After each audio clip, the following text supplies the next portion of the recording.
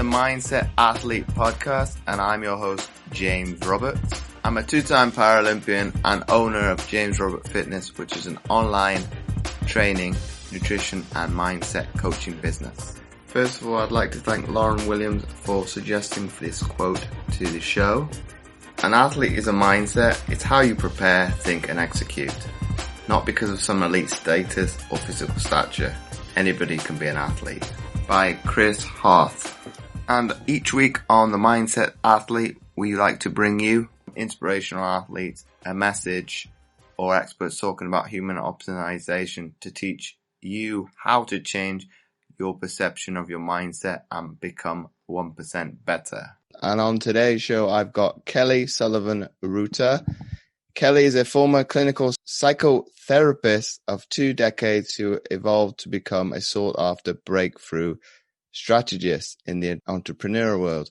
She helps women elevate to the 1% by disrupting themselves to create a powerful identity that matches the business outcomes they desire.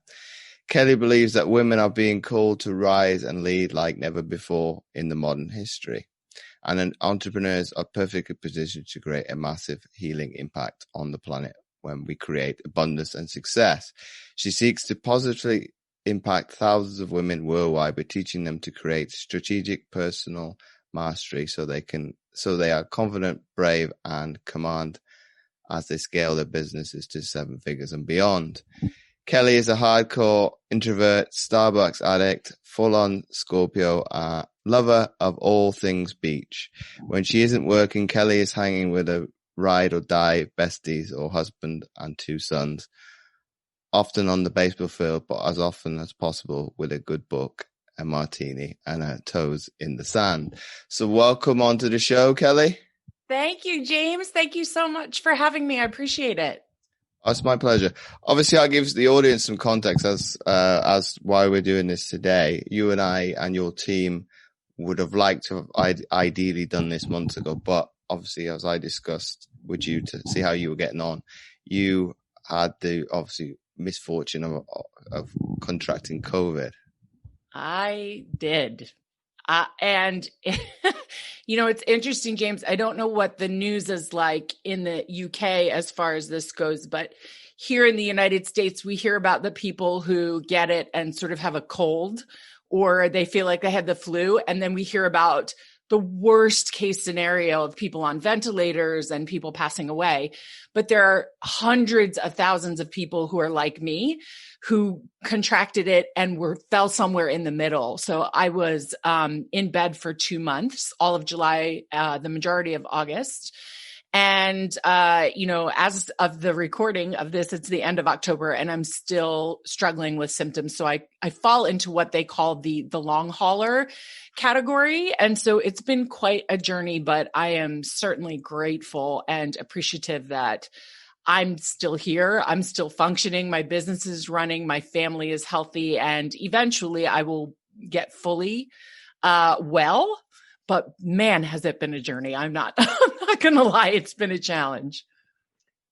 Well, why, obviously, this is your opinion and media is very good at this. Why do you think they're being so negative?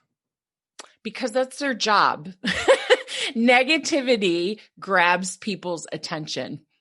And that is what the media is in the business of. I would like to believe the media is in the business of education.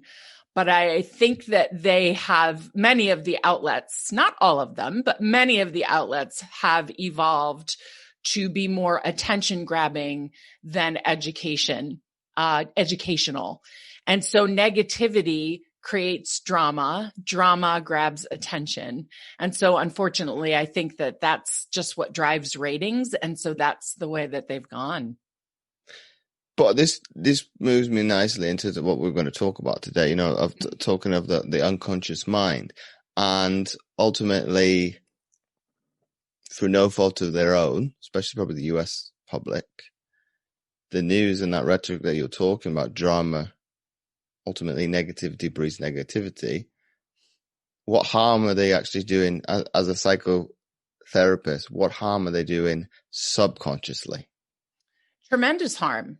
honestly. And before I even touch that, I want to say we all have our own personal responsibility to put boundaries around the type of news that we consume, where we consume it from, and how much we consume. So that part we are absolutely in control of, right?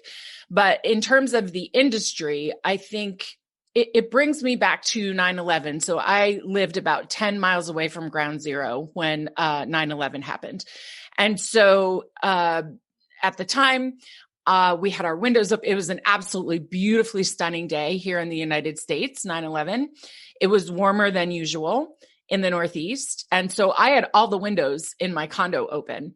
And for a month, we could not get the smell of what happened out of our home. And the news was replaying the moments of the planes crashing into the building and the scene of what has now gone down in history as the jumping man over and over and over and over again on loop. And I realized very quickly that we're all globally drawn to watch this. It's almost like, just watching an accident on the highway or a train crash. It's very hard to peel yourself away. But that repeated exposure of something traumatic, something negative, something life-threatening, especially when you lived as close as we lived, something intensely frightening and that caused global grief is very damaging. So I had to put really strict boundaries around how much television we had on in my home at the time. And I was telling my clients at the time to please do the same. I know you want to watch this over and over and hear about this over and over, but you have to, for your brain and your mind's well-being, you have to put a limit on it.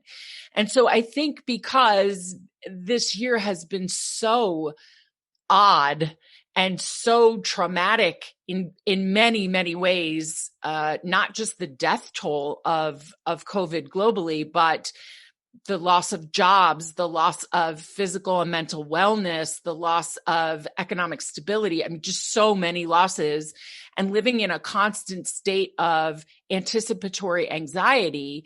When you watch the news over and over, and I watch it every morning for 1 hour. That is the limit. I want the updates. Give me the bullet points. What should I be doing and not doing to protect the health and well-being of my family? And then I'm out. I don't want anything else other than that. Right.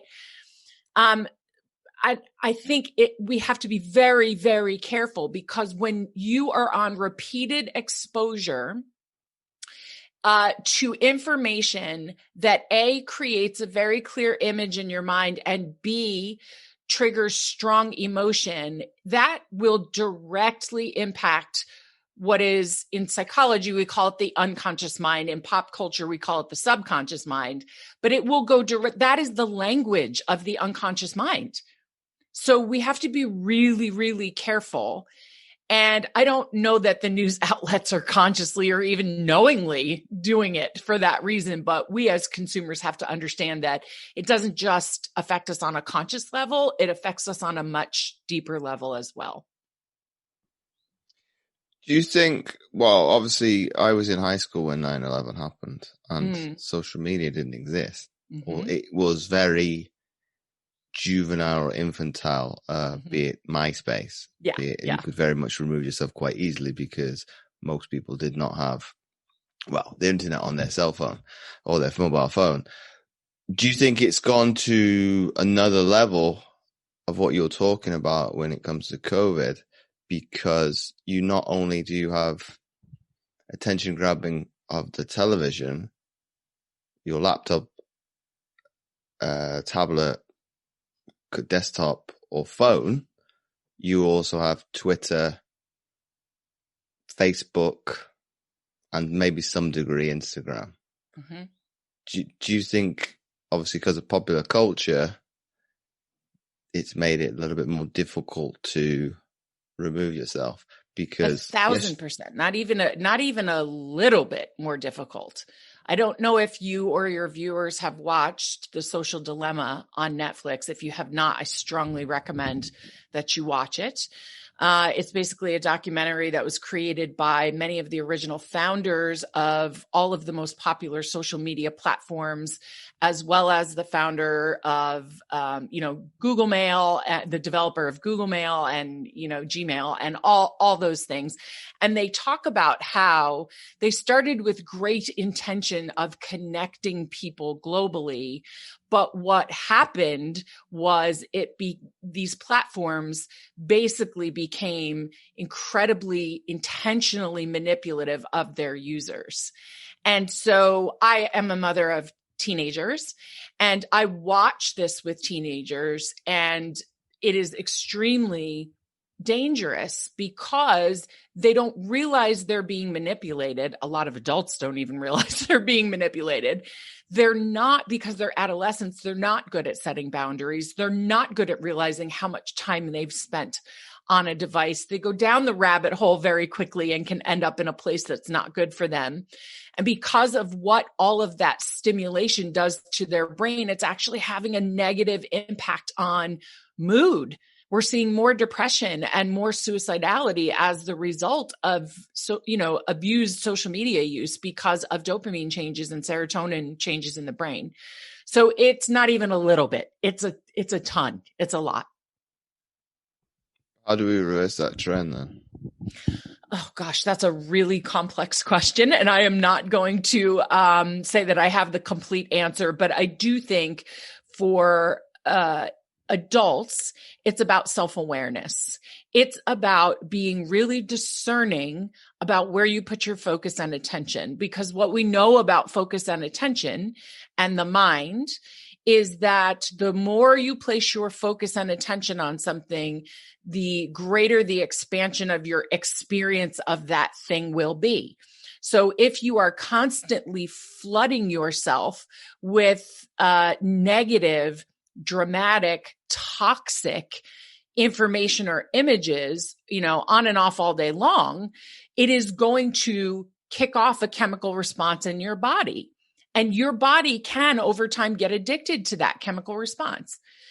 So we have to be really discerning and put limits on ourselves because we decide that is what is in our best interest.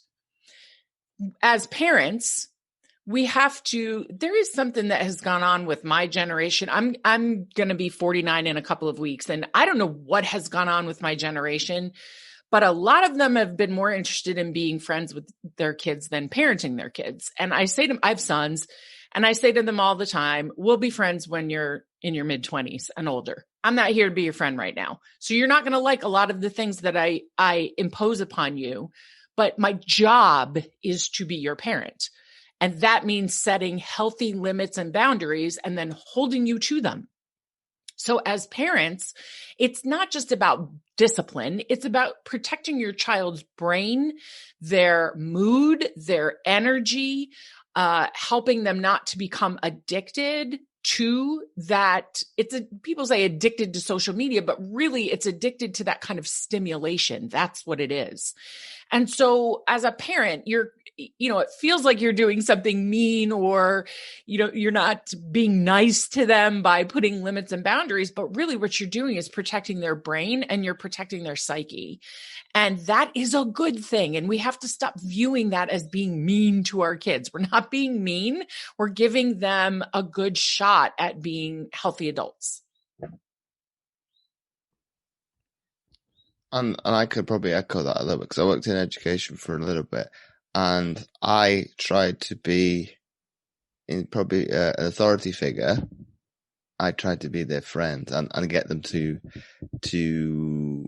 like me, and ultimately, especially for the older ones, I probably lost their I wouldn't say lost their respect. I lost control because I was trying to gain their respect where it should be the other way around. You should gain my respect because you want to be seen as an adult before you're an adult. And for some of them, it was easy, and some of them it was, well, there's no comeback from it. It's like, well, I can't tell you I can't tell you what to do because I've not treated you like a child, like you still are.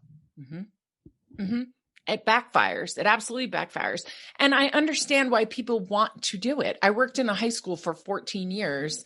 I did mental health and substance abuse counseling, and I loved every minute of it. But it was very hard work, and for them and for me. And the only reason I was able to get through to these kids was because there was respect. There was mutual respect. And then if you liked me, cool. That was just icing on the cake, right? But my job was to help you get well, not to have fun. We ended up having a lot of fun because when you have mutual respect, you can build that kind of relationship, right? And you can laugh together, and you can build a deeper connection. But if they don't trust you and they don't respect you, you can't take it deeper than that. And the same is true in parenting. So my child may not like that I say to him, no, you don't get just as much time as you would like on these devices. But he trusts that I'm making a decision that's in his best interest. He might not admit it, but he does trust that that's why I'm doing it. I probably echo that from the child's perspective to the adult, because I'll bring the story in of when I was in my senior year of high school.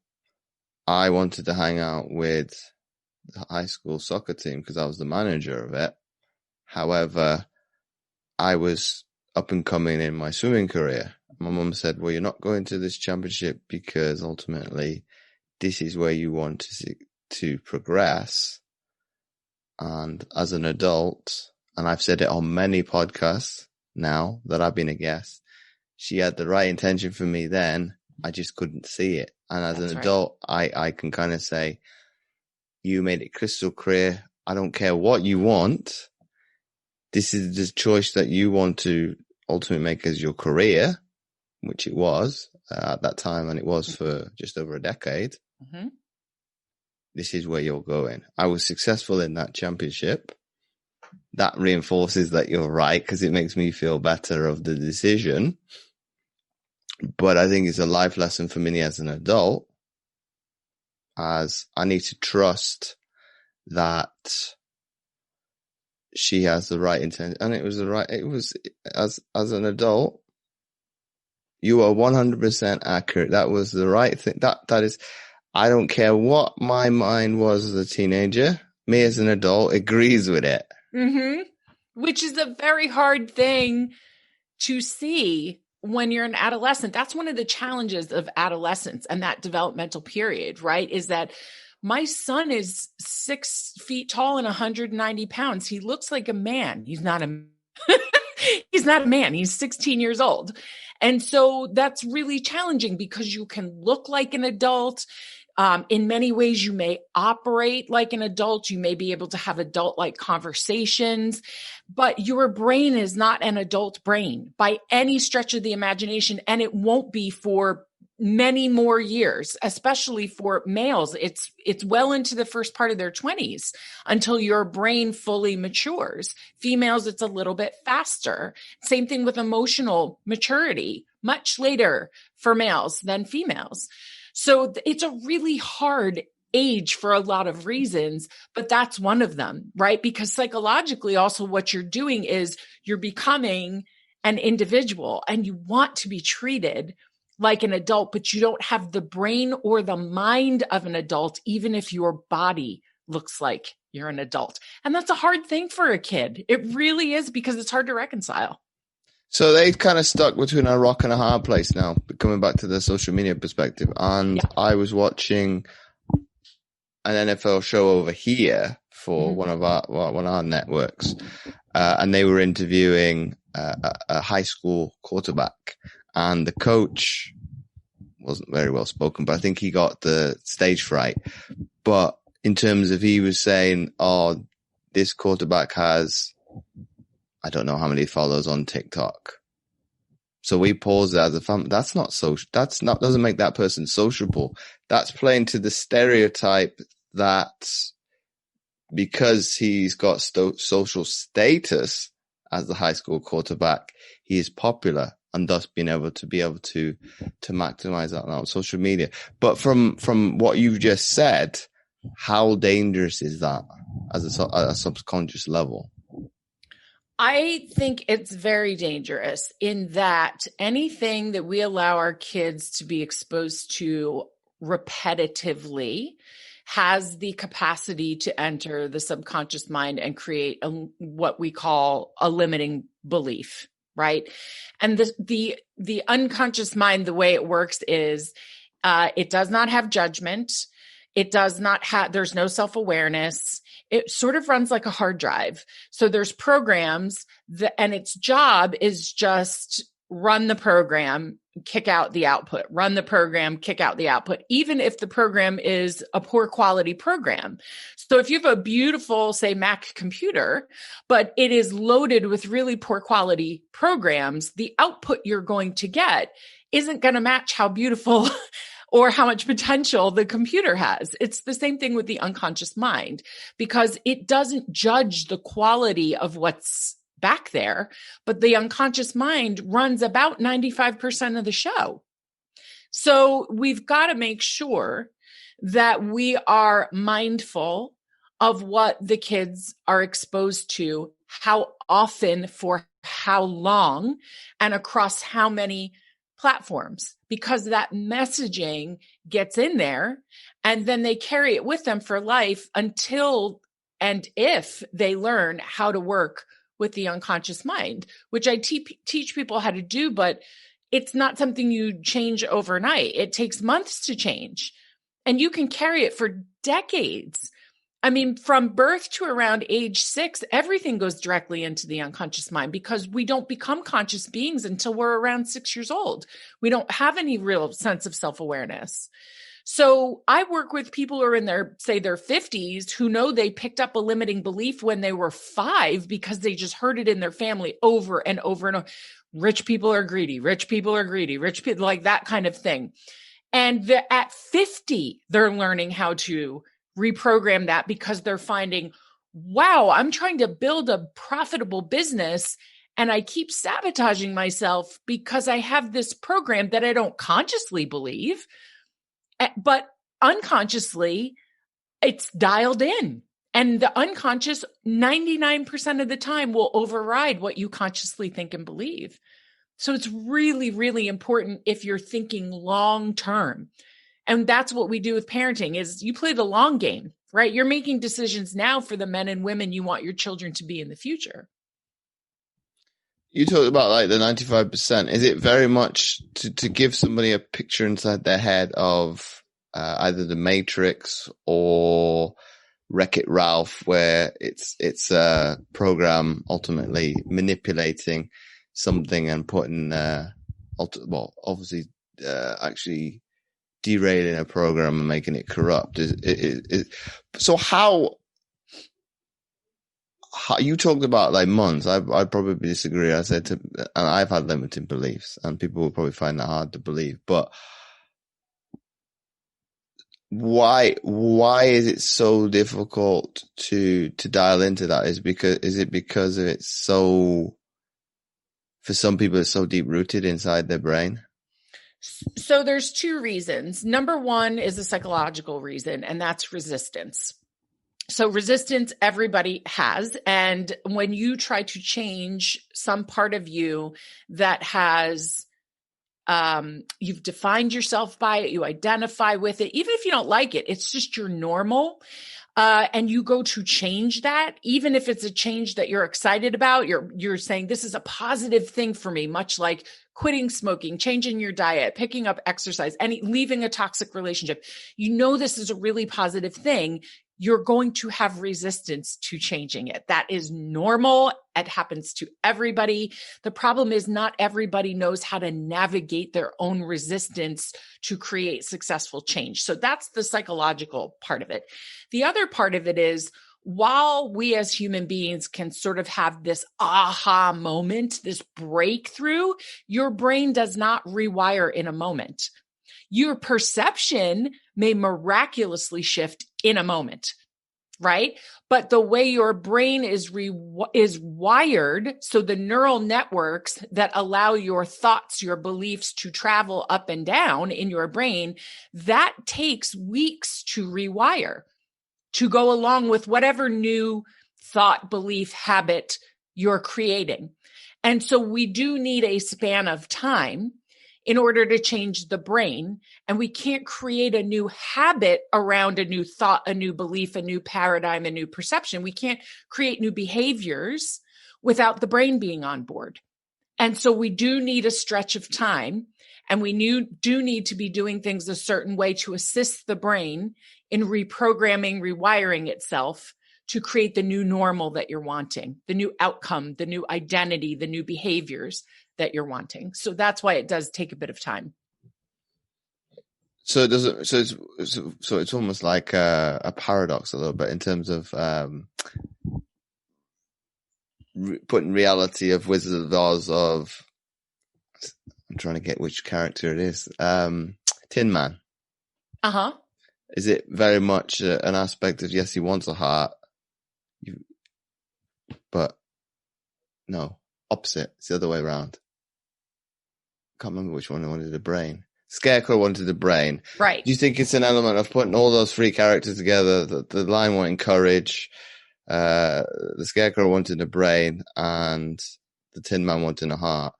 It doesn't matter how much you believe it in your heart until you actually enact it and make it a reality. So very much act it before you think it, not the other way around as people believe. Then you can truly ultimately change. Yeah. So really, the way that I teach it is that you have to go about creating your new normal. And it doesn't matter whether it's in business or in athletics or in family life, or it doesn't matter what kind of new version of you're trying to bring forward. It has to be done in a holistic way. And by holistic, what I mean is you have to work on what you think, what you believe, how you manage your feelings, how you make decisions, and how you get into actions that create habits. And that all involves the mind and the brain. So we have to get it all on board. And it does not matter how badly you want something, because if you consciously want it, but unconsciously you don't have a program that matches what you want, you're not going to create it. And this is we are designed as human beings that way on purpose. It serves a really powerful purpose because the unconscious mind is also responsible for all of our physical functioning. And if we had to be conscious and be making decisions about how often do I breathe? Is it time for my heart to beat? Do I have to, is it time for the liver to kick into detox mode? I mean, we wouldn't be able to function. Also, we've taken in thousands of really positive beliefs into the unconscious mind when we're young. How you function in a family, what are the sort of rules of being part of a community? How do you keep yourself safe and part of? Because human beings are designed not to be completely independent. We are interdependent beings. So it's important, and we're designed on purpose for everything like that to go into the unconscious mind before we're 6, because it improves the survival rate. The problem is there's some other stuff that gets in there too, from, your family or your religion or your generational things or trauma that you're exposed to, that then creates these limiting beliefs. So, for example, you may believe I'm smart, I'm capable, I'm worthy, I'm deserving. But if unconsciously you don't believe that, because as a child you got some mixed messages about your being worthy or valuable, your unconscious mind will constantly will sabotage you all the time. And it is the most incredibly frustrating thing, because when you're self-aware and you're intelligent and you go, I know I'm a good person. I know I deserve this success. I know I'm capable. But you find yourself doing things and behaving in a way that does not match with that. That's not because you don't deserve it. It's not because you're not capable. It's because your unconscious mind is not running the program that matches what you consciously think. And so it will undermine you every time.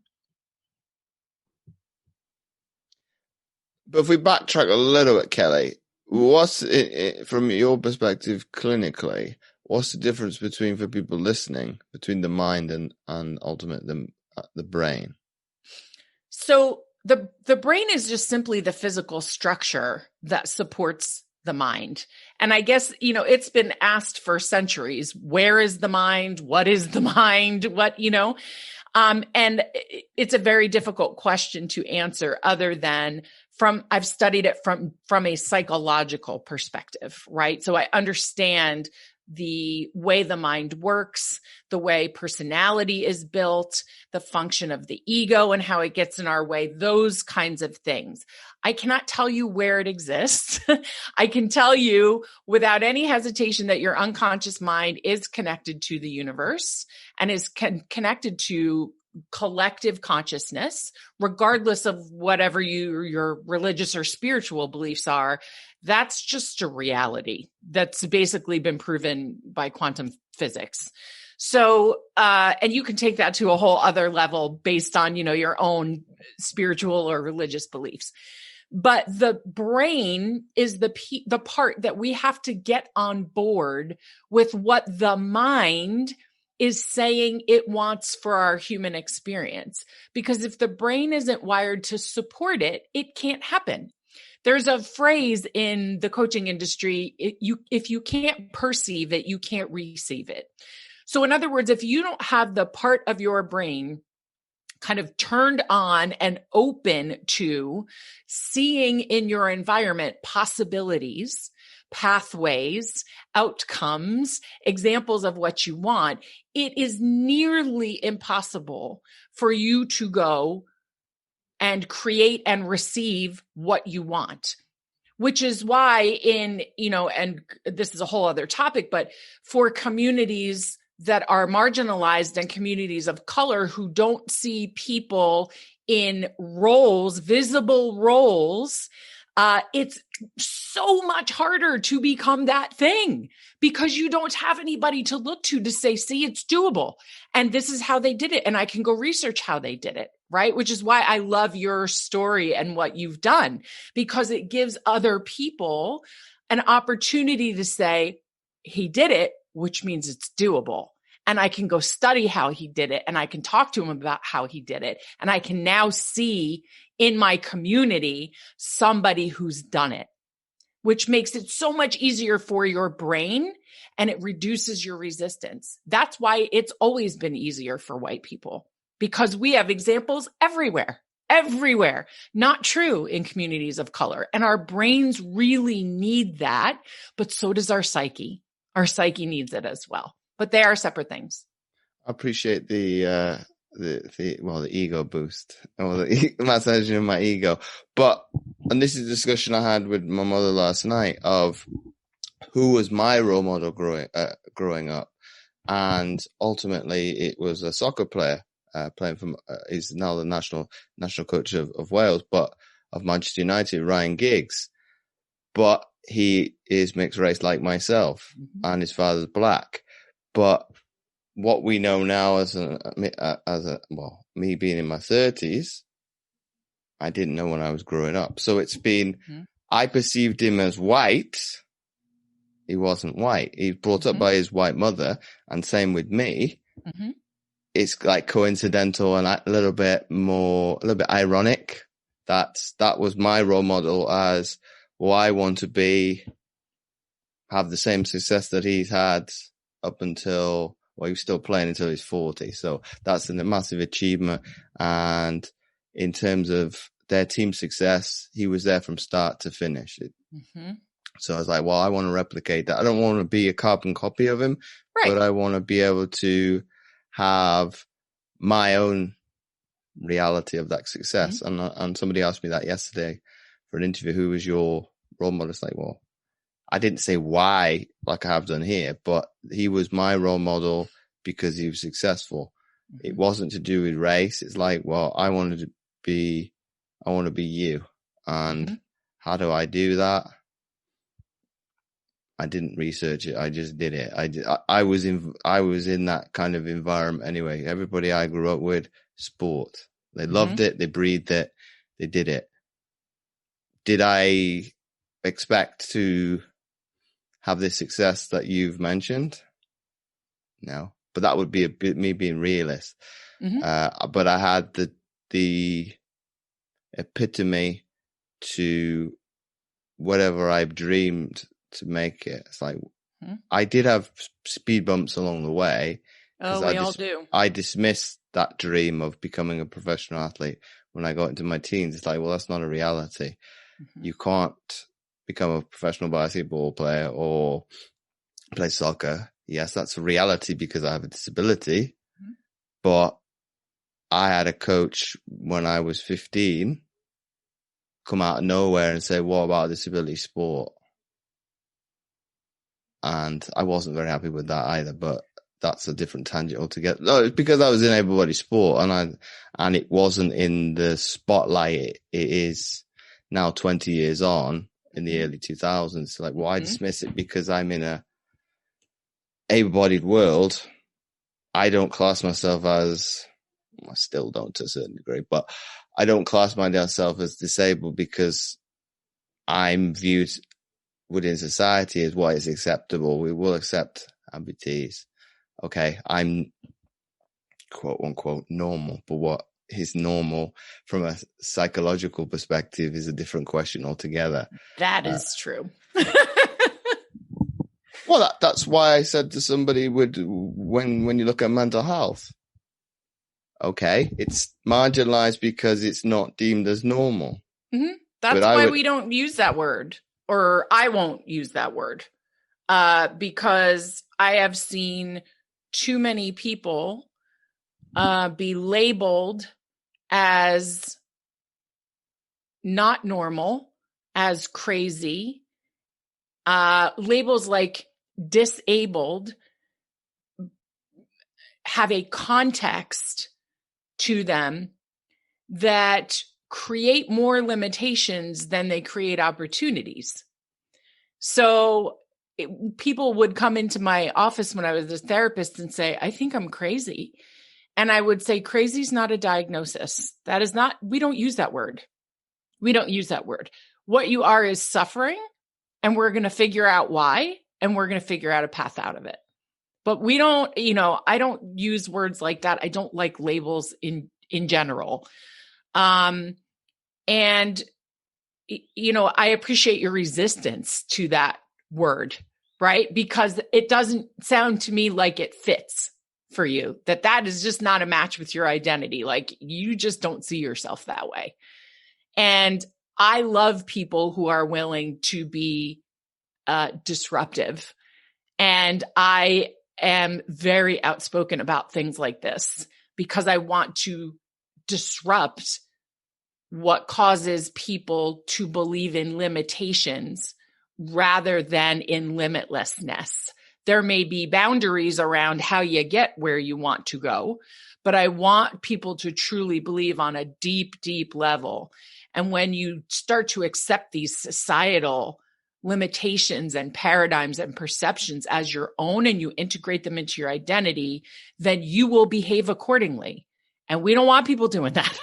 We don't want people doing that. We want to, I have longstanding trauma in my history. And one of the reasons I talk about it all the time is because the statistics and my story, what happened to me, that doesn't define me. That also does not define what I'm capable of or what my future will hold, because I don't allow it to. That's just not even in the realm of something I consider. So I want more people to feel inspired to say, whatever happened to me, whatever I was born with, whatever set of challenges I've been given, I do not define myself by them. And I refuse to let those things or that thing write the end of my story for me. Well, I think people need to see that as an opportunity because, as we're recording this, it's Disability Awareness Month in the United States. It's Black History Month here. I've used that as an opportunity to be able to, as we're recording, I've got to do a presentation tomorrow to a federal district court in the United States. That's because of my disability and a connection back to where I grew up as well. but I use the opportunity. Oh, okay, I'm quite happy to speak at it. It's an opportunity. I'm writing the presentation. Well, not right now, but as of today, doing it and not picking and choosing the best bits, but using the ones that are going to have the most impact for the audience, not necessarily for me. Sure. Because I've heard my story probably hundreds, thousands of times. It's just a different. Sure. It enables me to better master it, to have a greater impact for anybody that's listening to it. So it's an evolution that way. And from the Black History perspective, I spoke to one of my alum universities that I attended in the middle of the week as we were talking. So they wanted to repurpose an old interview that I'd done years ago. Okay, that's all well and good. I'm going to say yes, because ultimately it puts me in the limelight again. But I gave them an opportunity to speak to me on Zoom, obviously in person. Thus, you have another outlet of content, both written and spoken, and it gives a person a choice where you can either read what I've said or you can watch what I say. And I chose to give them an opportunity for Zoom because I didn't want to interpret the question my way, in terms of, this is my interpretation, this is my answer. Thus, if you speak to me, you can interject and say, well, why do you think this way? And then we can expand on the answer. And ultimately, yes, I had my own motives to do it, which anybody would. It enables me to be able to create another form of content, and all I have to do is speak, and then I'm finished. But I saw opportunity in this month to maximize it, use my assets as well. I've got a disability. Okay, we'll use it. I've got a mixed race. I'll bring a different narrative to the table of, I think one of the questions was, how's this month impacted you? I've given probably a different answer than the person was expecting. I gave a different one, a different take, as I can't remember what the exact answer was, but I gave it because I've been brought up by I brought up into a white environment. Yes, I have contact with my father's side of the family, but they've not had an influence on the way in which I think as much. They've had some say in terms of, well, they haven't indirectly, but be it music and culture. As a teenager, I immersed myself into hip hop and rap and that style of dress. And if that does come back into fashion again, I'll be current in terms of fashion, because I've done it more because it fits with, it makes the disability a little bit more,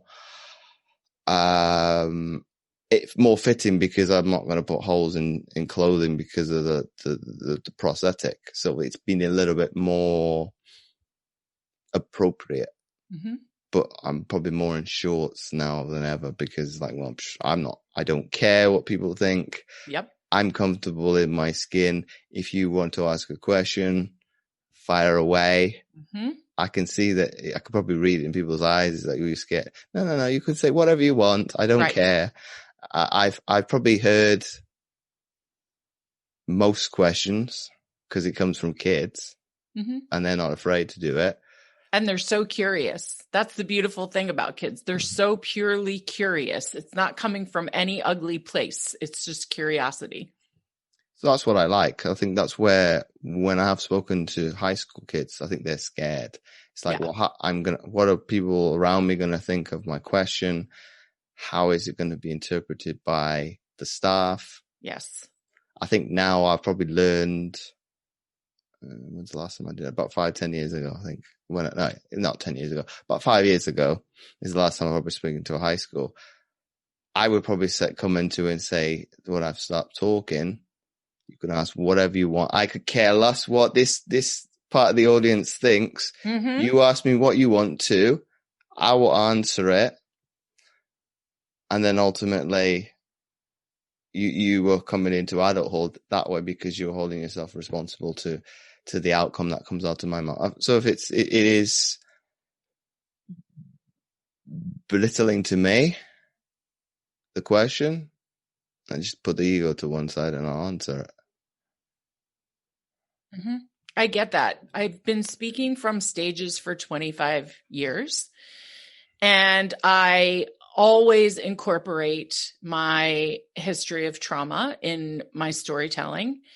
And I am always humbled that people line up to speak to me afterwards, either to say, me too, or to say, how did you get from being a victim who's part of the Me Too movement to somebody who is healthy and well and immensely successful? And we just have these really heartfelt, connected conversations that are my favorite kinds of conversations. And I think until and unless people like us are willing to say, no question is off the table, you can ask, I won't be offended. If it's not something I'm able to answer, or I feel is too private, I'll let you know, but not from a place of being offended. I just set my boundaries, right? But when people can see in your story something they can relate to from their own experience, even if it's not exactly the same, right? But they can relate to the struggle or the suffering or the pain. And they see in your story a not completion, but an advancement of Joseph Campbell's hero's journey, then they can say, oh, maybe I can do that too. Maybe I can get over this hump and reinvent myself or recreate myself, or not see myself as a victim anymore and see myself as the victor instead of the victim. But that's why people like us telling our human stories vulnerably and openly is so incredibly, I think, important and of service to other people, even if it's sometimes hard for us. Well, it's seeing the trauma empowering. Yes, it's difficult to reach inside and grasp it. And like you said, it's boundaries. I'm not going to tell you something if I don't deem I've either fully got over it, or it's too personal. Like you said, and you see that with I think it comes back to what you said at the very beginning of the show of awareness. Once you're clear and aware of yourself, you start to see it everywhere. You start to see it in marketing they purposely do the narrative of telling a story to sell their product. Yep. So it's I find it fascinating sometimes watching adverts now. It's like, oh, that's very clever. Mm-hmm. It is very clever. It's also one of those skill sets that can be used for good or can be used in a really highly manipulative way. And so again, we have to become discerning consumers and teach our children how to be discerning consumers of information, so that we are making choices from what is of best service to us rather than what's of best service to the company trying to sell you either a product, a service, or information, Well, that's a massive gray area, because ultimately this is where convenience comes into play, isn't it? Oh, yes, absolutely. And we have been, especially in Western culture, wired that faster is better, easier is better. And sometimes that's just not the truth. Sometimes it's great. Sometimes it's just not the truth. I can't remember where this quote comes from. You gotta not train harder, you gotta train smarter. And the same goes with your brain. I can't remember who's come up with the quote. And it's very much, if you were to epitomize that with my career, that's probably the difference between, the people that are recreationally doing sport and the elite. They train smarter. Not harder. I think Kobe Bryant probably, and Michael Jordan are probably the something that they probably combine the two. Mm-hmm. They were going to work harder than everybody else, but also work smarter. But those people are probably the only relatability I could probably maybe put in a business sense is probably like a Jeff Bezos. It's like an Amazon. It's like a juggernaut. If you want to do that as a company, you've got to take the impersonal connection out of it completely because it's an automation. If you want the other extreme, which small business needs to be, is all about the consumer. It's all about the experience. 100%. And while I have mixed feelings about Amazon, what I will say is that the one thing they have nailed down is customer service. And my business is a small business. It's global. It does very well, but it's considered a small business. And we are all about you. When you come into one of our programs, you are treated like a family member, not a transaction. That is part of the core DNA of my company. And that's why storytelling is so important, because we are wired as human beings to connect via story. And that's why I'm willing to vulnerably and honestly talk about a lot of things that have happened in my life. Unfortunately, I've experienced a lot of trauma. And so I'm willing to talk about that all the time because it is so important that people see themselves in you. And they therefore then see, oh, the statistics around trauma doesn't have to define my outcome, because that can be an outcome that's available to me if I do certain things. And so it's really, again, another reason why it's so important when you have a personal brand or you're a public speaker or a small business owner or something like that, that you really, true leadership now requires that you are out there being authentic about your story and about why you run the business you run and why you do what you do. And if it's not service-based, people are getting really good at sniffing that out. Well, you're probably similar as well. You can't hide from Google. It's out. Mine probably a little bit more so because I was in the sporting arena. I can't hide away from any article that's been put out there, be it good, bad, or indifferent. It's out there. Most of them that I know, I'm aware of, are pretty honest. I'd probably go delve a little bit deeper, but I give people the opportunity to be able to do that now. It's like, well, here's the information. I spoke to a gentleman. I haven't been on his podcast but he wanted to go back and listen to every show that I've been on. Ultimately, I'll showcase the ones that will give this show a little bit more of a level up, and we'll go watch this one or go listen to. I don't want to share it, but the very first one I was ever on when I finished sport, and it was a teammate of mine. I don't want to ever listen to that one back. But the only reason that I don't want to listen to it back is because of imposter syndrome. I didn't think I belonged in that space as, well, why do you want to interview me? What makes me so special? Ultimately now, my story opens the door massively. It's like, hey, here you go. Here's what I've like a snapshot of what I've done. You come back to me. And I did go on the offensive, I think it was last month, to seek out other podcasts to go on. And they were like, well, why our show? Because they resonated with my story and your title. To me, that's a done deal. When do we make it happen?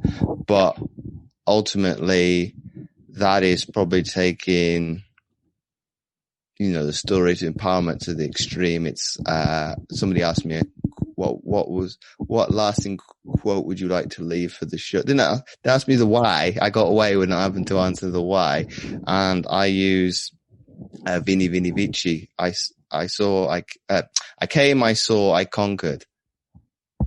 Ultimately, an athlete, if they take that to the maximum, be it basketball, American football, you're going to win. Because ultimately, that is, we were discussing which Caesar has come up with that saying. I have to go look because it's going to bother me otherwise. I think it's Julius Caesar, but it might not be. But because he asked me, like, from an empowerment stuff, like a motivational one, you can't get more extreme than that. It's came, I saw, I conquered. Ultimately, that should get you from inaction to action. Not straight away, because you said like it's going to take time, right, but it's going to get people moving in the right direction. And you and I both, well, you've been in business, I've been in sport, pretty much the same. You put those in those two contexts, it's probably seek and destroy. And that's about it. You know what? Instead of destroy, I think I'm more of a seek and disrupt. That is really, I'm rebellious in nature anyway. I always have been, but for me, I'm very much committed to disrupting industries, messages, paradigms, systems, things that just don't serve people anymore. And because I'm not afraid to be outspoken and I'm not afraid to ruffle some feathers, I think I'm a good person for the job. So seek and disrupt, I think, would be definitely my motto if I had to just alter that slightly. Oh, it probably goes back to the days of me in high school, or school in general, of being deemed as the outcast. And ultimately, that's where a lot of my ammunition came from for sport, because I use every ounce of, well, hatred, bitterness that I could, which sport does, because it goes into a dark energy. Yeah. To be able to, I wouldn't even say make into good, to make the individual who they are to be able to compete. And I use that as fuel as well. Anything that I didn't agree with or didn't agree, like from a disruptive standpoint, yeah, let's soak that energy in. Boom. So it's an axe to grind or a chip on my shoulder. I used it. Whereas now, and you talked about emotion, which I think is a good one to end on, is I take a step back now.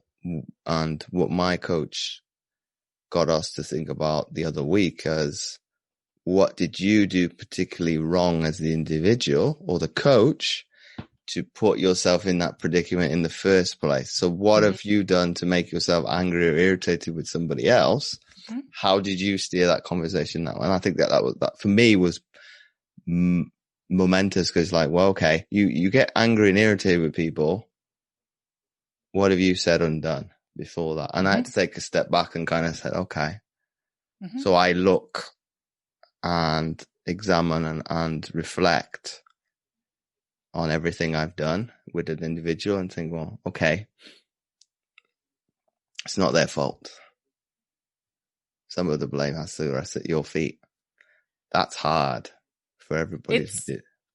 When I talk to my clients about this, and it's usually in the context of creating business results, not just money, but impact, legacy, freedom, all the things they want. I talk about it under sort of the umbrella of radical responsibility. If you want to create unusual results, then you have to take radical responsibility for everything that goes on. That's not about blame, and it's not about guilt and shame and self-judgment, or it's not about any of that. It's just about self-awareness and responsibility, because from that place of saying, I own my part in this, then you take your power back to do something about it. But the minute you decide it's everybody else's fault, or it's the fault of something, the economy or the virus or the whatever, something that's not even tangible, you've positioned yourself to be a victim of everything. And you can't thrive from that place. So, it's certainly not that when other people have wronged me or done wrong things, I know where that line starts and ends. But I also know that my either response or reaction to that is 100% mine. Because somebody can wrong me and I can be bitter, resentful, vindictive, angry, rageful, passive aggressive, any number of things. Or I can feel angry and say, and this is what I choose to do or not to do about that. That is a far more commanding stance. When you're trying to control everything all the time, you can be very reactive. And you are not in control of yourself if you're being reactive.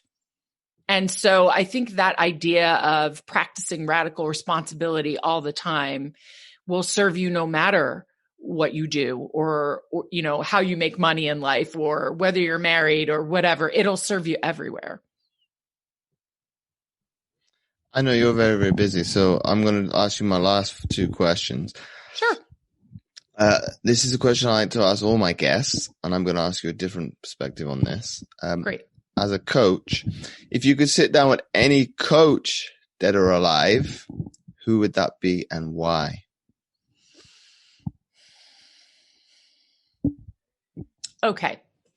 This might feel a little bit like a stretch because she certainly wasn't called a coach. But Ruth Bader Ginsburg was the only person I ever called a hero in my personal life.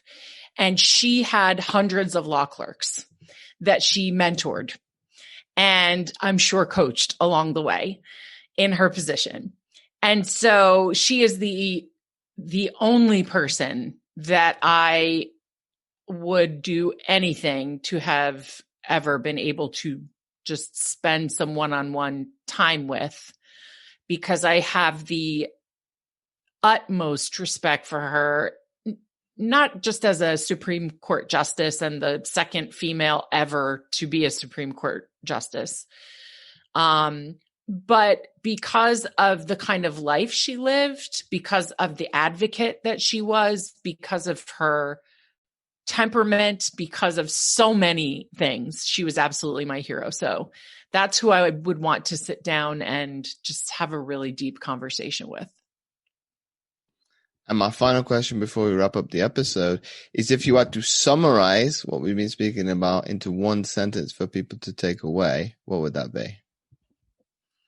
We talked about so much, James. We zigged and we zagged and we went all over the place. That's the most challenging question of the interview. What I would say is, if there's one piece of advice that I'd like people to take from this episode, it would be to guard your attention and focus like your life and your income and everything depends on it. So set boundaries around how much, the quality of, how often you let negative information influence and permeate your focus and attention, because it will have a profound impact on every area of your life. So once again, Kelly, thanks again for coming on the Mindset Athlete podcast. Thank you so much for having me. This was I love zigzag conversations. They're so much fun. So thank you so much for having me. It's been a real honor. And thank you to the audience for listening in. It's been my pleasure. If you like this episode, please do share it with your friends, and do let Kelly and I know what you thought of the episode by tagging us over on Instagram at Kelly S. Ruta. So I'll spell that out for you. That's KELLYSRUTA.